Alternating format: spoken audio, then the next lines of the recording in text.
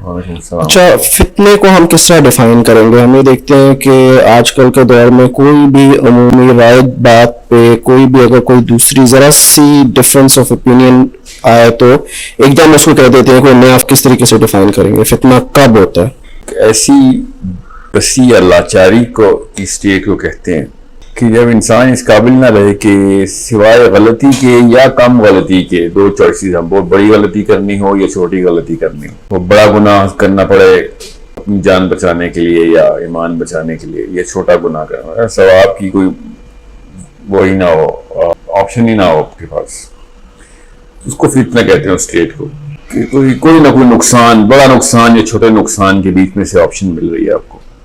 بس یہ ہے آپ کا بیسک فتنے کا جو ہے نا، آپ نے کیسے دیکھنا ہے اس کو.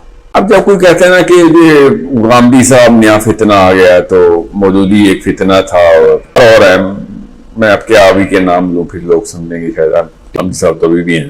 تو اس کیس کے اوپر علم جو ہے نا، علم وہ فتنے میں ڈال دینا جو ہے نا، وہ جہلیت کی یا علم کی کمی کی یا کج فہمی کی سب سے بڑی نشانیوں میں سے ایک. کیا بے بسی لگ رہی ہے آپ کو کہ آپ کے پاس سمجھ لیں غامدی صاحب کا کوئی فلسفہ آ گیا تو کیا بے بسی ہے؟ اور کتابیں پڑھ لیں آپ، وہ کوئی ایسا آرگیومنٹ دے رہے ہیں تو آپ اور ڈیپ ریسرچ کریں کہ آپ اس کو کاؤنٹر آرگیو کر سکیں.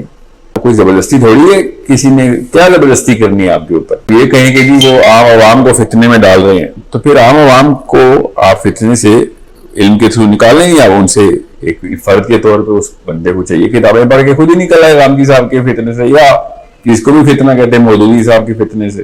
غامدی صاحب کو میں ایک ہی جملے میں استعمال کر رہا ہوں، بہت زمین آسمان کا فرق ہے. کسی بھی، اب میں دیوبندی اسکالرس کو پڑھتا ہوں، اشرف علی تھانوی صاحب کو بہت تفصیل سے، and I think he was one of those people جن کو میں آئی ریئلی ریویئر دس مین. بہت شارپ بل کی مولانا محمد شفیع کو، کوئی کاؤنٹر کرتے ہیں ایک دوسرے کو کئی جگہوں کے اوپر، مگر دونوں اکٹھے کیسے لے سکتا ہے ایک انسان؟ جب دونوں کو پڑھے گا تفصیل میں اور پھر ان کے علاوہ بھی لوگوں کو پڑھے گا جو اجماع ہے اتنے بڑے بڑے جلیے علماء کا، تب آپ کو پتہ چلے گا کہ دونوں میں بہت ساری چیزیں ایسی ہیں جو کہ اتنی طاقتور ہیں، وہ لینی پڑیں گی آپ کو. اور ایک فلسفے کی اوج پہ پہنچ گیا سید ابو الاعلیٰ مودودی، جو اشرف علی تھانوی بھی، اب مولانا محمد شفیع بھی، ویری شارپ پیپل. ان کو پڑھے بغیر تو آپ پھر مطلب ان کو نہ پڑھنا اصل میں فتنہ ہے. اپنے آپ کو فتنے میں ان لوگوں نے ڈالا جنہوں نے کتابیں نہیں پڑھی، بس سنی سنائی مسجد میں جمعہ یا خطبہ سنتے ہیں. یہ ایکسٹینٹ آف نالج ہے. اگر آپ کا اسلام اتنا ہے جتنا جمعے یا خطبے میں آپ نے سن لیا تو پھر تو آپ کے اسلام کی کوئی بھی چیز آپ کے لیے فتنہ ہو جائے گی، کیونکہ وہ مولوی صاحب کو تو نہیں پتا، انہوں نے کیا پتا کہ کیا کیا چیزیں آپ کی زندگی میں آپ کو لاحق ہو جانی ہے. جب علمی سطح کے اوپر کوئی کہنا وہ فتنہ پھیلا دیا تو مجھے نہیں سمجھ آتی اس بات کی.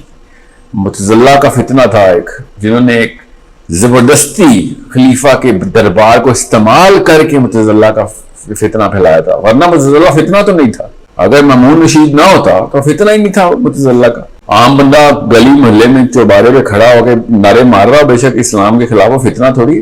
جب تک کوئی پاور استعمال ہو کے زبردستی نہیں ہوگی، بے بسی نہیں ہوگی، بڑے اور چھوٹے نقصان کے بیچ میں فیصلہ نہیں ہوگا. احمد بن حنبل کو آپ تفصیل سے پڑھے آپ کو پتہ چلے فتنہ ہوتا کیا ہے. مامون رشید کو ایکویشن سے باہر نکالیں، دیکھتا ہوں کہاں سے متزلہ کو فتنہ ہے. عام تو بڑے بڑے اسکالرس کو ہی فالو کری تھی بالکل اس طریقے سے. ابھی بھی کس نے کیا زبردستی کی آپ کے اوپر؟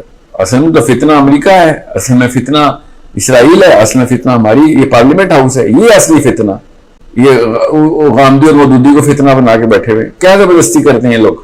کون سے ڈنڈے سے ہاتھ کے اندر زبردستی کا ہے کہ بھائی مودودی کو ہم مانو گے نہیں تو گولی مار دیں گے. پارلیمنٹ ہاؤس ہے اصل میں فتنہ ہمارے اوپر. تو